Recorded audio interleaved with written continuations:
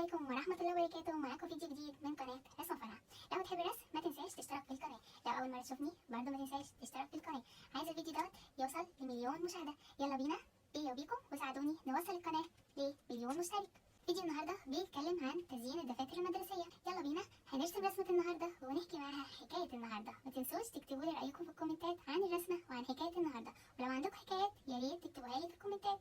زمان وانا صغير كان دايما جدي بيحكي لي عن حاجات بتسكن في الضلمة، حاجات مش بنشوفها ولا بنحس بيها غير لما تبقى قريبة مننا. بس جدي ما كانش بيحب يقول كل حاجة، كان دايما يسيب الحكاية نصها عشان نخاف ونكملها في خيالنا. بس اللي حصل معايا كان حقيقي وملوش علاقة بخيالات. الليلة دي كان القمر بدر، بس نوره كان خافت، كأن الضلمة كانت بتاكل النور بالراحة. كنت ماشي في طريق البلد القديم اللي دايما بيمشوا فيه الكبار علشان يروحوا الغيط. الشجر كان عالي وكبير وفروعه متشابكة فوق بعض، بتحس ان هما متعانقين، بس في الحقيقة كانوا عاملين زي سقف من أوراق الشجر بيخبوا السما والنور. في النص ما بين الشجر كنت بسمع أصوات غريبة، زعيق، همسات مش مفهومة، حاجات بتتقال مش عارف أسمعها كويس، بس قلبي بدأ يدق بسرعة. قلت لنفسي إن ده مجرد وهم، بس مع كل خطوة الصوت كان بيعلى. فجأة حسيت ببرودة غريبة، كأن في حد واقف ورايا. لفيت بسرعة، ملقتش حد، بس الضلمة كانت تقيلة كأنها بتضغط على صدري. حاولت أمشي بسرعة بس رجلي كانت بتخني.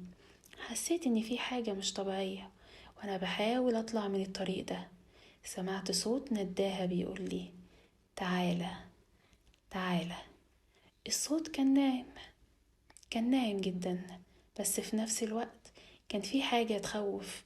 جدي كان بيحكي لي عن النداهة دي اللي بتاخد الناس وتهرب بيهم بعيد، بس ما كانتش مجرد حكاية، أنا كنت سامعها بجد.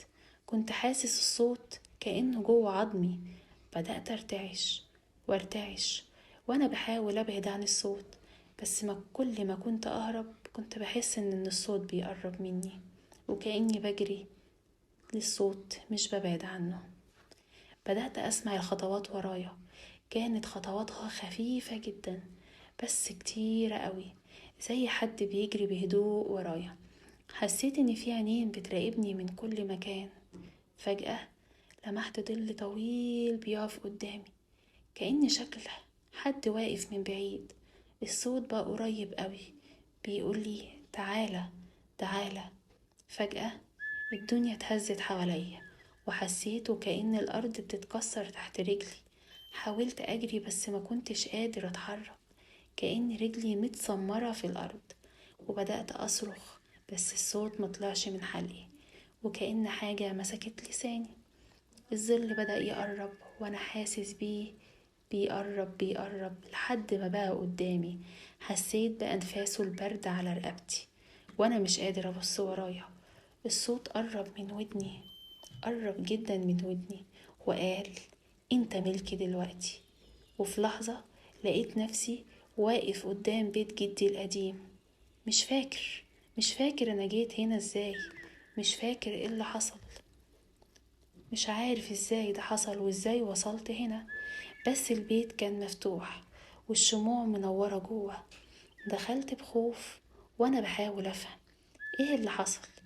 لقيت جدي قاعد على الكرسي الخشب بتاعه بيبصلي بعينه القديمة وقال بهدوء قلتلك ما تروحش هناك بالليل.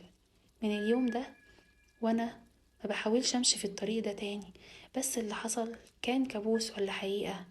الحقيقة مش عارف، بس اللي متأكد منه ان في حاجات بتحصل في الضلمة ما تستناش حد يجي، بتاخده وتختفي جواها.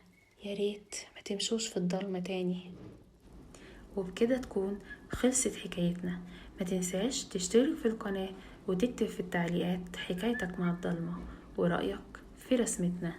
أسيبكم مع باقي الفيديو واستنوني في فيديو جديد برسمة جديدة بحكاية جديدة.